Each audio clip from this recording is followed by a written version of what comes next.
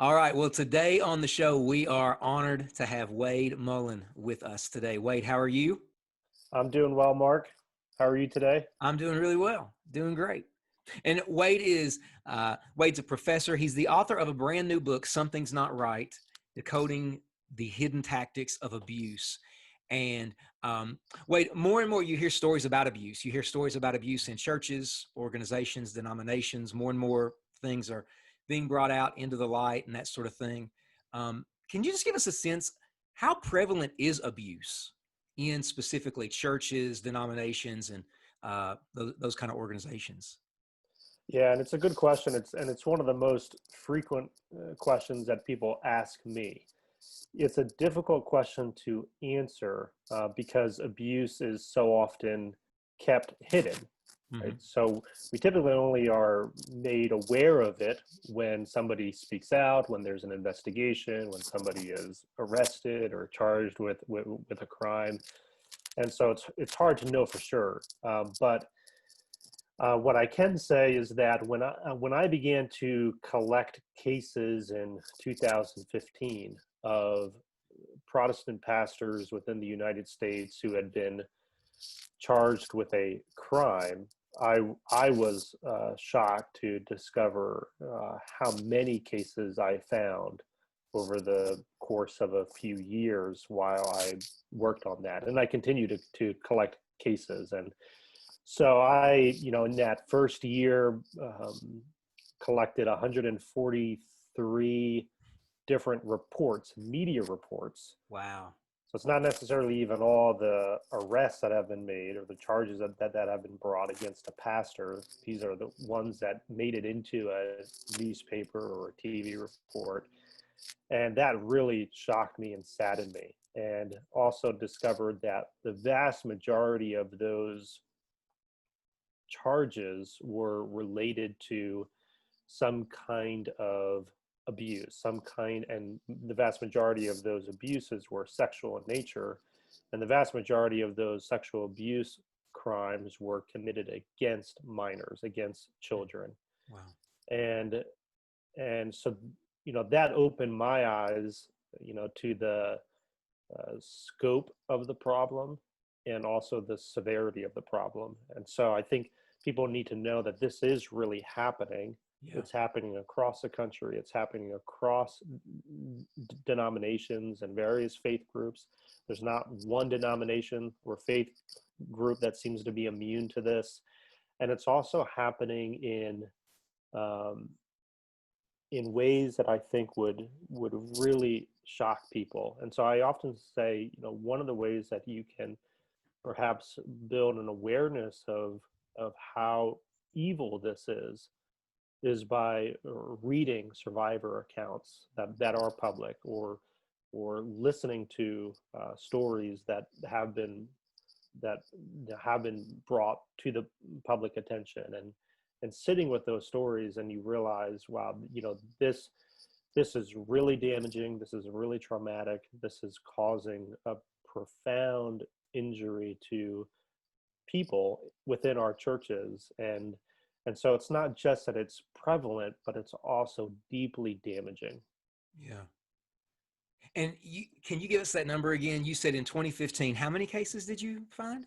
Yeah, so in 2015, 143 cases, and or that was I started collecting them in 2015. So this is going to get a little detailed here. So in 2015, I started collecting cases for my dissertation research. In 2000, that continued into 2016, and I decided to contain my cases for the purpose of the dissertation to uh, bounded years, so to a full calendar year. And so for the dissertation, I kept the cases for 2016, and then I also recorded the cases for 2017. But I actually started in 2015, if that makes sense. So Yeah. the only counting that I did for the sake of the research was in 2016 and 2017. So in 2016, there were 143 cases. In 2017, there were 144 cases. And then in 2000, so I finished the dissertation then in 2017 or so. but I've continued to collect these cases since. So in 2018, there were over 250. So a significant jump in media Wow. reports in that year. So I don't know exactly, the reason for that, but there seems to be, um, year after year, and in either this is staying steady, Yeah. the amounts of, reports that are, being released of pastors who have been charged with a crime, or they're increasing. So one of the things that I say to people is that, don't assume that things are getting better. Hmm. From my seat, they seem to be getting worse. Yeah. And these are the cases that you're collecting, that you're aware of. There could be there Yeah. unlike I mean, it's likely that there are hundreds more even. Yes. Is that Yes. right? Oh, yes. Yeah. Yeah. And so it's unlikely that a perpetrator is going to be found out. It's unlikely then, if a perpetrator is found out, that there actually is going to be a charge brought by the Hmm. police, and then reported by some media outlet. And so there has to be a number of perpetrators that aren't being found out, and even if they are being found out, aren't necessarily being reported Hmm. in a way that the public would become aware of that. Yeah. Yeah. And this might sound like an odd question, but just so that we can have it in mind, you talk about sexual abuse. When people talk about abuse, those think of sexual abuse, physical abuse. Can you define what abuse is? Because in your book, you say that there's even more types of abuse than those two categories. Yeah, and so abuse, just the basic definition of the word comes from the Latin abuti, abuti, which just simply means to use wrongly. Mm. So to use somebody or something in a wrong way is to abuse that person, or to abuse that object. So I define it in the book, and I don't have the book in front of me right now, so I might not. So this will be a paraphrase. I define abuse as a process in which a person views another person or a group of people as an object to be used for their own benefit, Wow. and they're willing to harm that person for their own benefit. And so when somebody is using you wrongly, I think it starts with them viewing you as an object to be manipulated for their own benefit, for their own purposes. And and so that manipulation, that misuse, can happen in a variety of ways. So it's not just physical, it's not just sexual, it's also often emotional, and sometimes these things overlap. And so sexual abuse is also physical, and there's an emotional component to that as well. It causes emotional harm and psychological harm. And so these categories that often we work with are legal categories. And so if you are, like in my state, in Pennsylvania, there are different types of child abuse that need to be reported if you're a mandated reporter, or ought to be reported even if you're not. So there's physical abuse, there's sexual abuse, there's emotional abuse. So these different types of abuse that seem to categorize the abuse based on the injury, based on the harm itself.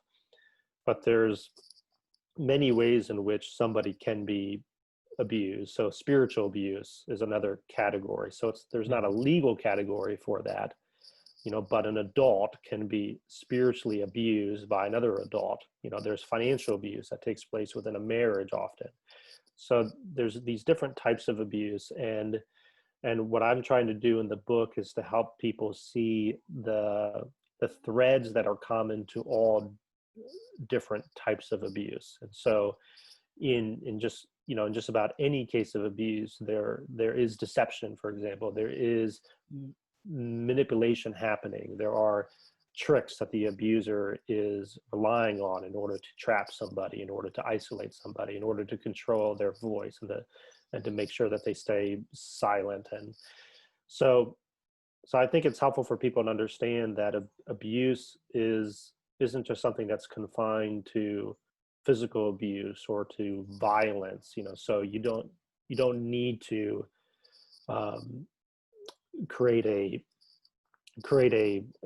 physical prison Hmm. in order to entrap somebody. So somebody can be caught in a psychic prison, and a lot of victims will say, yeah, even though the perpetrator wasn't holding a gun to my head, or even though I wasn't physically chained up, I was trapped. I couldn't say no. And so I think people need to understand the the powerful um, the powerful effect of emotional and psychological abuse.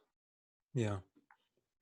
And one of the threads you talk about, you develop these threads in the book. You talk about deception and all of those things. One of the threads that you use in the book is how abuse begins with language. Hmm. Can you talk about that? What is the language of abuse? Yeah, and so one of the things that I found over time through the research and through my own experience, and even walking through the Bible, is that um, evil often accomplishes its objective through language, Hmm. through words of deception. So the first set of tactics, impression management tactics, that I discuss in the book, are tactics that I categorize as charms. And so somebody can be charmed through nice sounding words, through compliments, through false promises, through language that is intended to increase an objectified person's liking of the person who's using that language.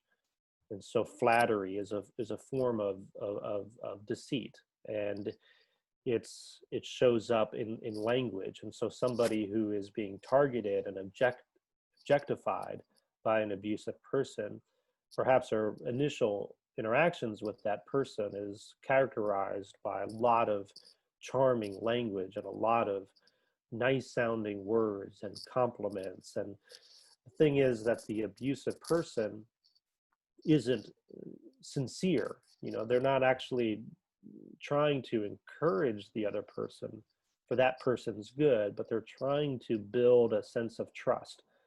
They're trying to coerce that other person into thinking of the abuser as a safe person who does indeed have their best interest in mind. And so the flattery is a lie that's being presented as what's true. And so what's being presented as true is the abusive person is saying, you can trust me. I have your best interest in mind. I'm a safe person. But there's a hidden agenda behind that, because then once that trust is built, the abusive person then exploits that trust. And it's often only until then, at that point, that the person who's being victimized realizes that, okay, perhaps I've been tricked and deceived, and all of these nice things that this person has said, or all of even gifts, even if it's not words, sometimes, well, everything communicates, right? So even if an abusive person isn't using words, but is relying on a lot of gifts and a lot of helping behavior, a lot of favors, going out of their way in order to communicate through nonverbal means or through gift giving, that kind of thing, to communicate to the other person that, hey, you can trust me. And when in an abusive scenario, all of that is just a facade. It's a front that the abusive person is putting up. And so I've found that, in most of the cases that I have studied and in most of my own personal experiences, the person who was later discovered to be an abuser was also a very charming person at some point, was also known to be very, very nice to those around him or her. And that's a very disorienting thing, because it's hard to reconcile that charm Yeah. with what is later found out to be true about the abuse itself. And so I'm trying to help people to see that, there are signs that you can look for that begin in the language itself. And the language is often a charming language that is trying to present itself as an angel of light, as something that is good, and in fact, when an abuser is using that, it's actually a trap. Hmm. Yeah. You referenced a minute ago impression management, and I thought that was such a powerful part in your book. You even paint the picture of actors on a stage, and there's things happening backstage, and there's the audience. Can you describe what impression management is? Yeah, and impression management is something that was a concept. It's a concept in sociology that's was initially advanced by a man named Irving Goffman, and he was a Canadian sociologist who wrote this book here, um, Okay. "The Presentation of Self in Everyday Life," published in 1959, Hmm. and it's a fascinating text. And so, if you really want to understand impression management, I would recommend reading this.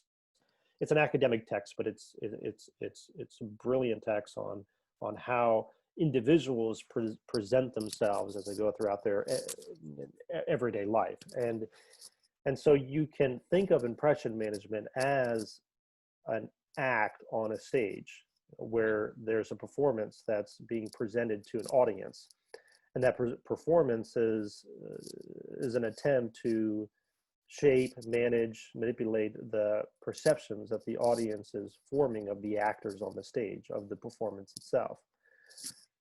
And in every theater production, there's a front stage version, what the audience sees, and then there's a backstage version. There's a backstage that the audience doesn't have access to. It's behind the curtain. And actors, leave the front stage and they go behind the curtain to the backstage, and then they can stop their performance, right? So they can be free to just be themselves, knowing the audience access to what's happening behind the curtain. And they can also, behind the curtain, plan their performance on the stage, so that then when they come back on the stage, then they have an act that they've prepared. And so that's all that is a metaphor. It's not saying that theater and all of that kind of stuff is bad, and it's also not saying that the ways in which we manage our impressions in everyday, ordinary ways as we go throughout our day is necessarily bad. Mm-hmm. Impression management becomes a problem when abusive individuals and abusive organizations who are seeing other people as objects to be used for their own gain, when they use impression management in order to shape and manipulate the perceptions that others are forming of them, so that they can then deceive them into giving them what they want. And so perhaps, somebody wants to be seen as trustworthy, and they're a leader of a nonprofit, and they present themselves as being trustworthy, someone that the public can trust with their funds. So they solicit money and donations and put forth this impression that all of the money that's being given to them is being used to advance the mission of the nonprofit, and it's for the good of the public. But then behind the scenes, that nonprofit organization or the leader at the top of that nonprofit might be misusing those funds and using those donated funds to enhance their own personal life. And so what you have is a front stage performance that's being presented to the audience in order to get something from them, in this case money and trust. But then behind the curtain, there's there's something else going on that the audience isn't aware of. And so that's the kind of impression management that I'm trying to help people begin to see. Yeah. I just thought that was such a fascinating way to think about it, and part of your Yeah. book. All of these things started to come to my mind of prominent cases of abuse that were brought to light, and there it is in the news and all of these accusations and stories. But when you go to, say, the church's social media page, come this Sunday because this is going to be the best week ever. It's Yep. business as usual. Everything is great. Is that a form of Right. impression Right. management? Almost as if hey, nothing to see here. We're moving forward. The mission is still happening. Is that it? Yeah. Well, it absolutely is. Because you would think that if somebody within the walls of the church has been abused, and if that's even made known, that the whole body, use the metaphor of the body, the whole, when one part of our body is in pain, the rest of the body gives attention to that Yes. and continues to give attention to that part of the body that's in pain until it's well again. And I think churches ought to normally react in the same way. And yet what they often do is they try to disconnect, they try to separate themselves from that part of the body that's in pain, because that represents a threat to their image often. And so they don't want to be seen as a place where abuse might happen, or a place where somebody, an innocent person, a child, might suffer great harm at the hands of somebody within the church. And so they want to separate themselves from that image. And so what they often do is they just continue the show. They continue to present themselves to the public and to their members as, as if there's nothing to see here. And it is a form of impression management. It's saying, don't look at this over here. We don't want you to put, you know, and that's what needs to happen though, Yeah. right? But what the church is saying, no, we don't want you to look at this pain, this abuse, this trauma, this unethical behavior. We want you to keep looking at all the good that we're doing. Yeah. Wow. Would you say that? Would you say that impression management is maybe even the first step in building a culture that would cover up abuse? This is how we always have to be thought of in the public, so impression management. And maybe even without realizing it, subtly we're building a culture where if abuse happens, we will cover it up because this is how we want people to think about us.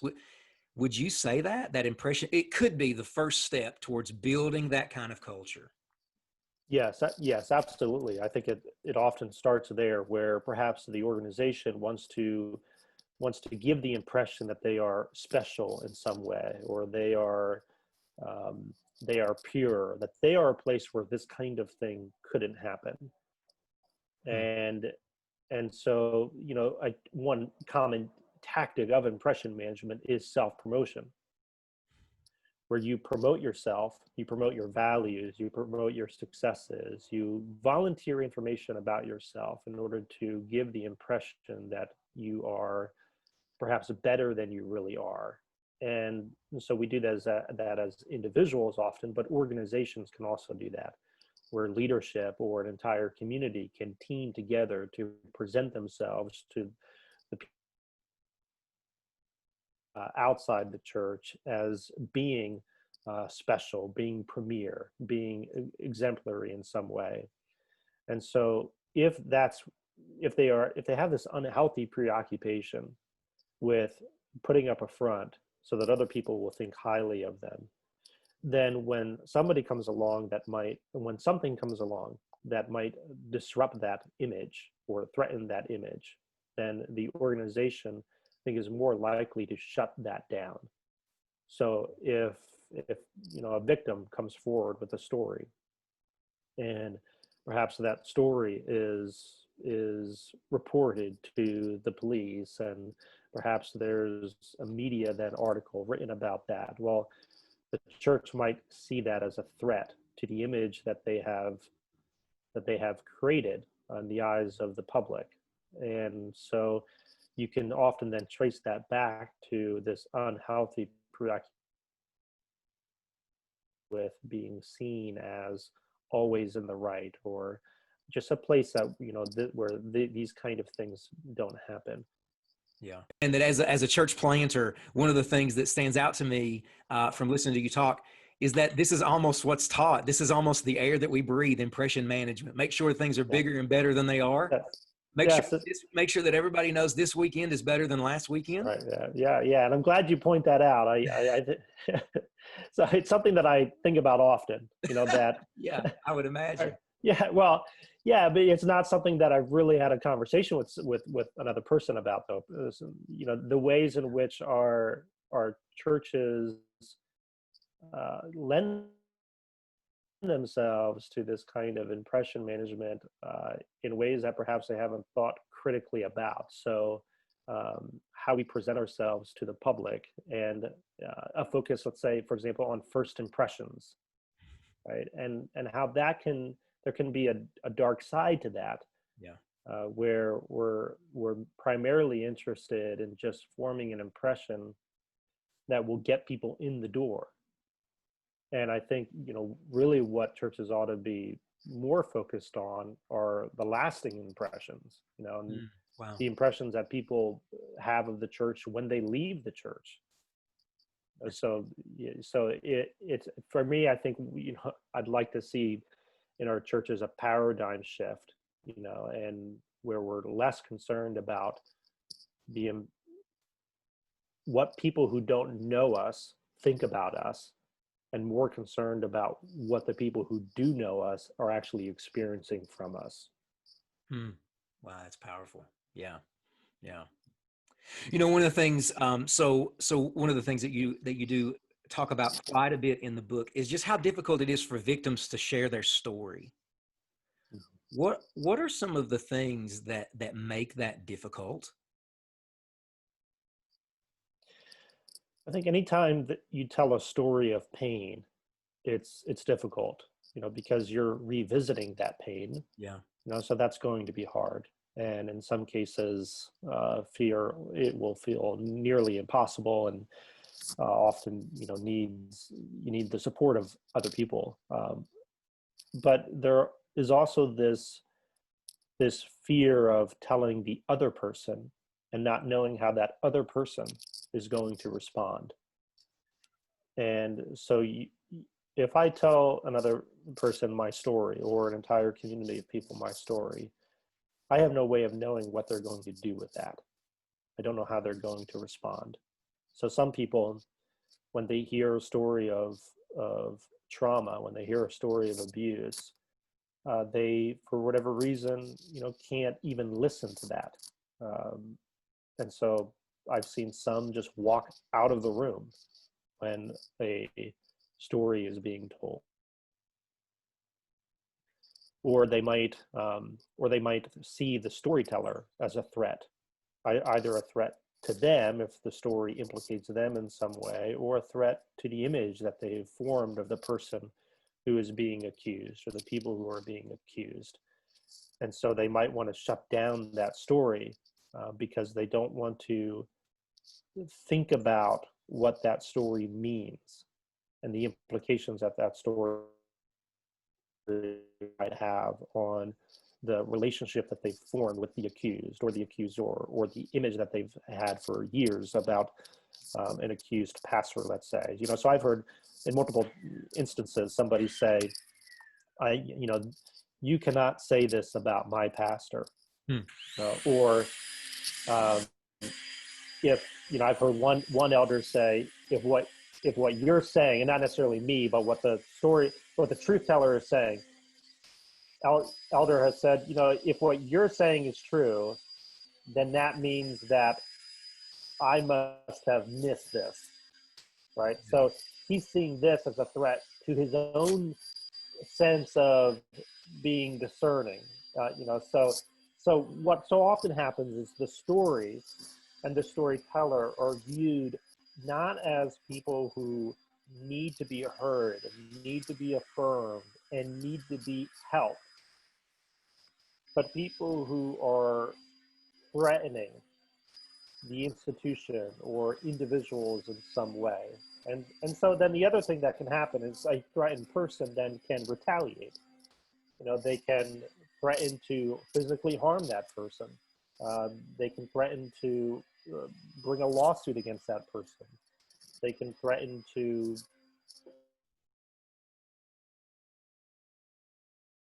things that they might think will silence that person. So they might say, if you keep telling this story, then it's going to ruin, your life. It's going to ruin your family's life. It's going to ruin the life of the accused. So they're saying, you need to stop doing this because it's going to bring destruction. Yeah. So there's all these different ways in which a victim or even an advocate who's bringing a story of abuse might be shut down by those who are hearing that story. Yeah. And is that a way? So is that a way that abusers will try to dismantle the world of the victim? This is going to impact you. This is going to destroy you, rather than accept responsibility for what they did. Is that what you mean? Because you talk about that in the book, how abusers will dismantle the world, internal, external world of the victim. Is that what that looks like? Yeah. So right now, I'm more talking on how victims and truth tellers are often silenced, which is, so this might help folks understand even the book if they read it. The book really can be thought of as being divided into two main parts.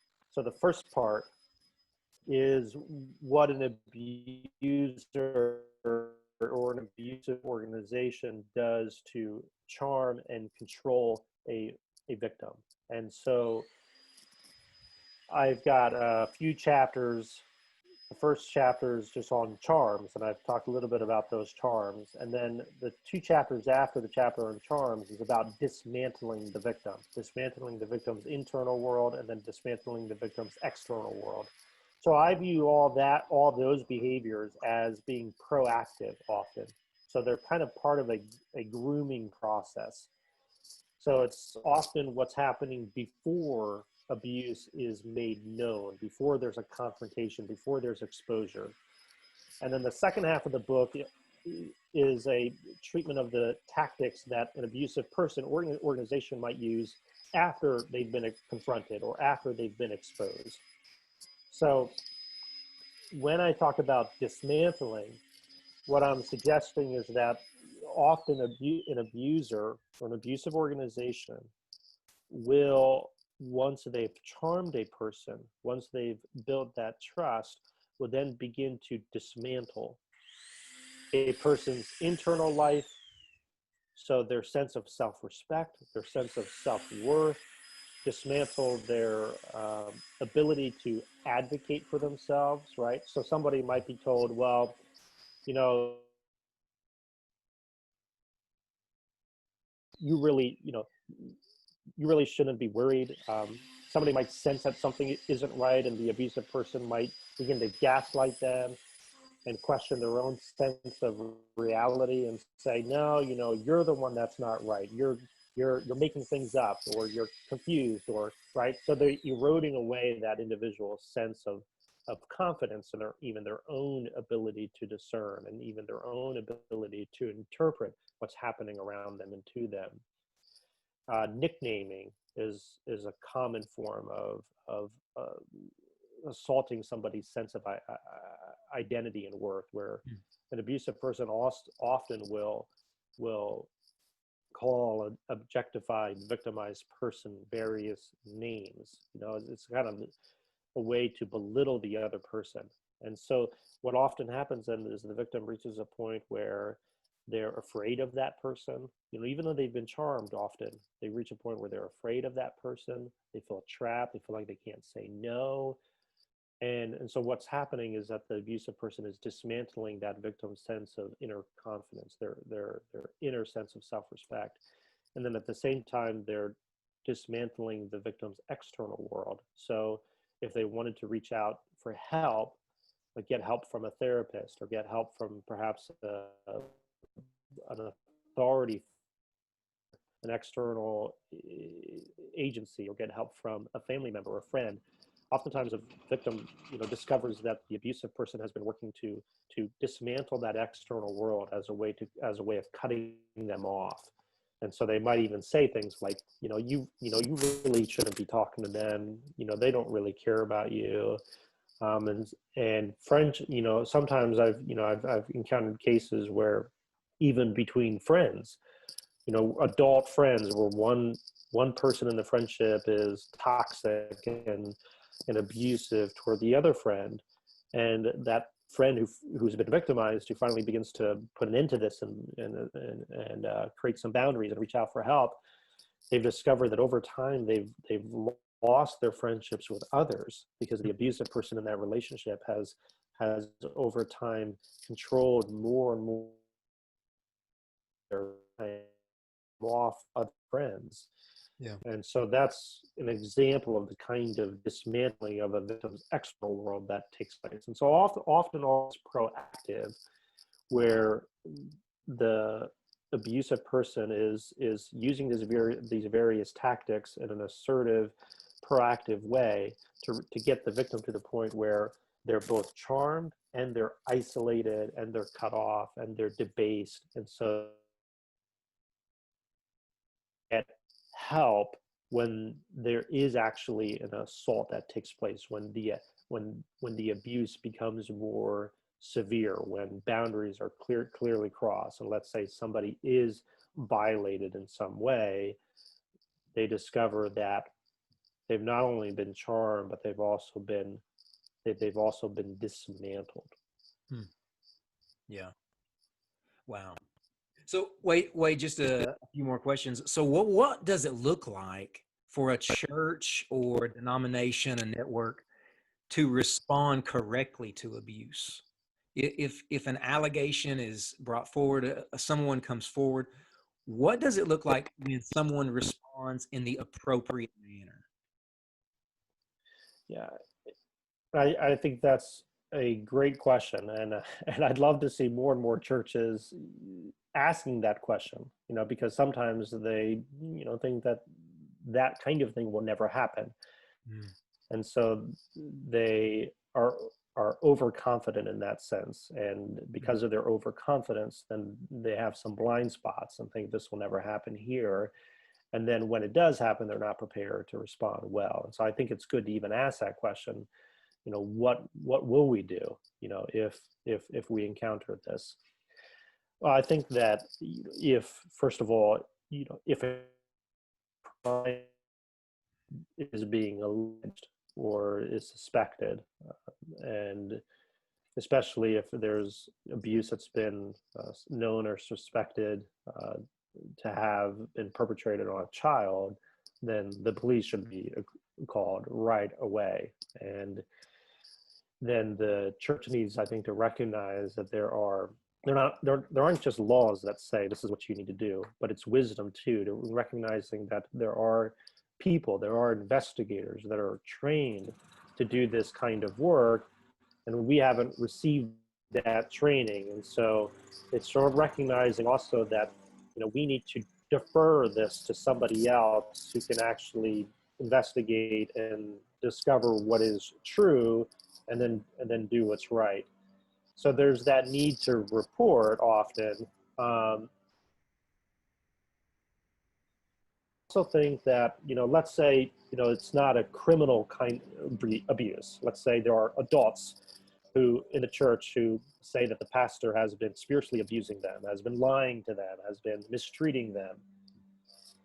And they bring their story to a leadership team.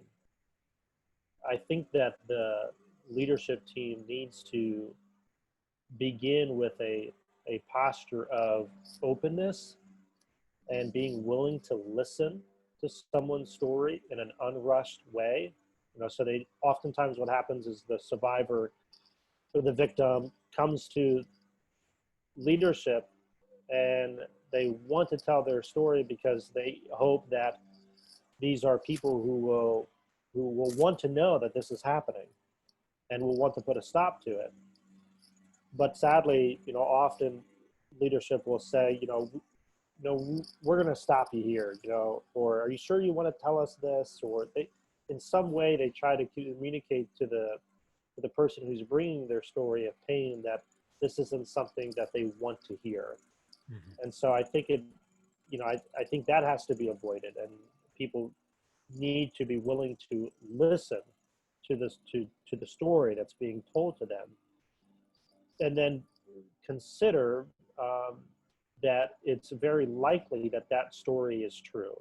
Uh, False allegations are Yeah. extremely rare, and people need to understand that.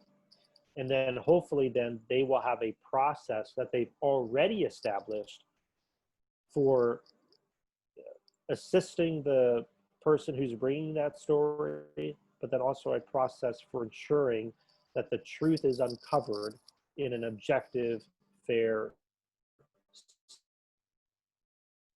And so obviously that process is going to be dictated by the situation itself and the type of abuse. But a church, I think, needs to think through this ahead of time so that they know, okay, if we're presented with this kind of information, this is how we're going to respond in a way that is ethical, in a way that is lawful, in a way that is safe and fair for everyone involved. Yeah. Yeah. And then on the other side of that, my final question on the other side of that is somebody that's watching or maybe listening, and they're a victim of abuse, and they're thinking, who do I talk to? Where can I go? What do I do? What would you say to them? Yeah, and I would say that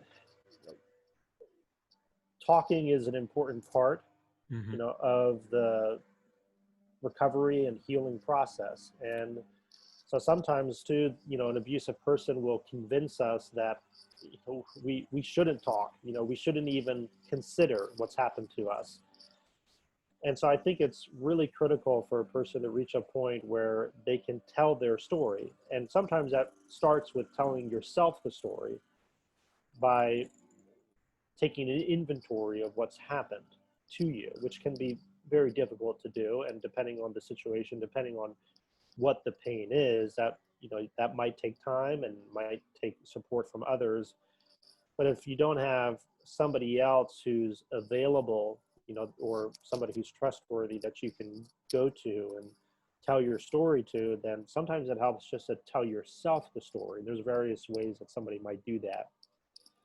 And then I really think that it's important that somebody reaches a point where they can tell their story to a professional, competent, caring person, and and allow their story to be um, heard and honored and affirmed, and hopefully told to somebody who can help disentangle all the threads, because there's so many lies.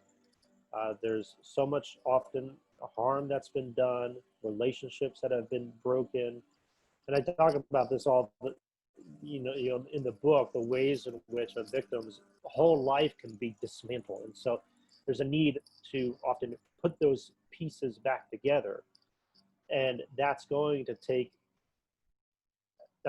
require help often from a professional who's helped others do that kind of work, who can also help you do that. So Yeah. that's what I would say is Dr. Diane Langberg is a I think a great voice in this area. She's a Christian psych. And I've learned a lot from her, and she says that healing takes time, it takes talking, and it takes tears. Hmm. And I think I think that's a helpful I think that's a helpful recipe for healing. And I would also add that the talking, the tears, and the time are also helped by others who recognize the value of that. Yeah. Yeah. Wow, Wade, this has been fascinating. Thank you so much for your time. And Wade, people that are watching, listening, they want to get in contact with you. They want more of your content. Where can they go to find that? Yeah, thanks, Mark, for the time and for having me on and addressing this topic. So I do have a website, wadetmullen.com, WADETMULLEN.com. And so I post some blogs on there, and then I also have links on there to my other social media accounts. I am on Twitter, for example, and I try to, share some things that, I think might be helpful to people. Great. And we'll link to all that in the show notes. We'll link to the book. Church leaders, people who listen to this, some of them are church leaders, pastors. This book is absolutely a resource they need to check out. So make sure that you pick up the book. We'll point you to Wade's website. Wade, thank you so much for coming on the podcast today. It's been great. Thanks, Mark. Hope it's helpful to people. Thanks.